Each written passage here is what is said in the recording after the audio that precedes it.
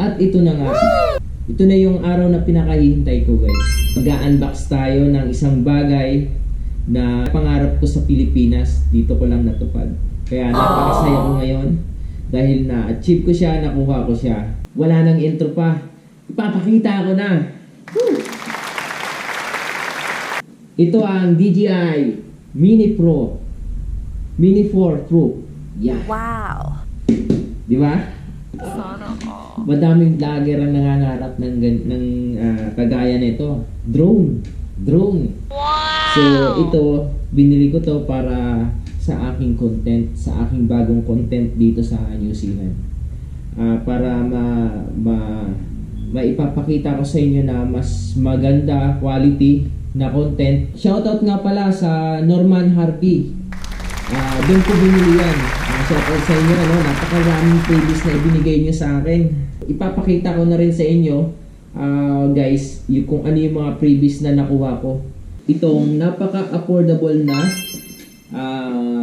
bag for vlogging equipment. Yan. Drone, pwede na rin itlagay dito kahit ano. Kasi meron siyang mga paddings. Ayan, may mga padding siya, removable. Ito. Meron pa silang previous sa akin na SanDisk.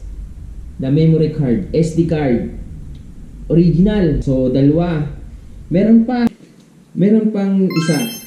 Ayan. Power bank naman para sa ating battery. Ayan. So, power bank 10,000 mAh siya ang tawag niyan. So, ang saya ko nga kasi marami akong nakuhang freebies, nakuha ko pa yung pinapangarap ko sa Pilipinas. Bago ko umpisahan, buksan to kung anong laman dito, i-unbox natin to, ipapakita ko sa inyo ay sana naman masubscribe niyo yung aking YouTube channel at malike niyo yung aking bagong content dito sa New Zealand. At para magkakaroon kayo ng mga update travel namin kasama yung aking mga barkada, shoutout sa aking mga barkada. So, let's go! Papakita ko na sa inyo! Habang nag-unbox tayo guys, isang mabilis na pa-shoutout sa aking pamangkin na si Jano Wanico.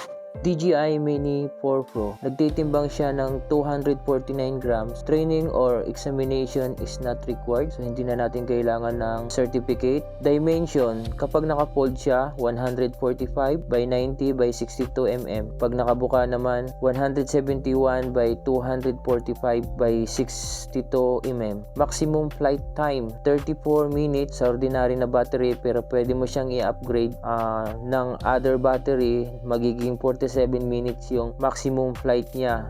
Nagre-range siya sa lipad ng 21.6 km per hour. Sa maximum flight distance naman, ang ordinary na battery 18 km, pero pwede mo siyang i-upgrade ng 25 km na ang lipad naman ay 40.7 km per hour sa good condition.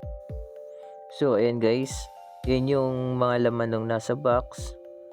Meron siyang monitor, meron siyang manual, meron siyang extra propeller, merong tools para doon sa propeller, at meron din siyang cable sa charging, at syempre yung ating drone.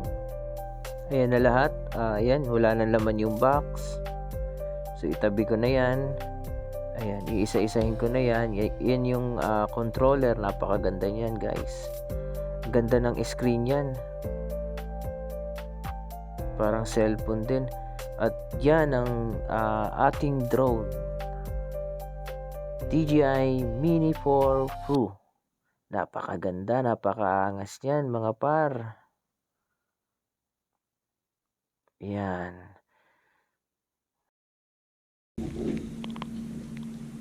Ayan guys, abangan nyo ang kasunod nating video, ipapakita ko naman sa inyo kung paano ko siya gagamitin. Actually sa ngayon talaga, wala pa akong idea, although nanunood na naman ako doon sa YouTube ko ng review nito. Siguro naman, sa tingin ko kaya ko naman siyang gamitin. Pero as of now, pag-aaralan ko pa kung ano yung mga bagay na bawal sa kanya at bawal doon sa area. Alam ko meron kasi, may binabanggit doon sa YouTube Pag-aaralan ko pa. So maraming salamat sa lahat na sumusuporta sa aking YouTube channel, sa aking FB page. Ito po si Buhay Kalsada. God bless po sa inyong lahat.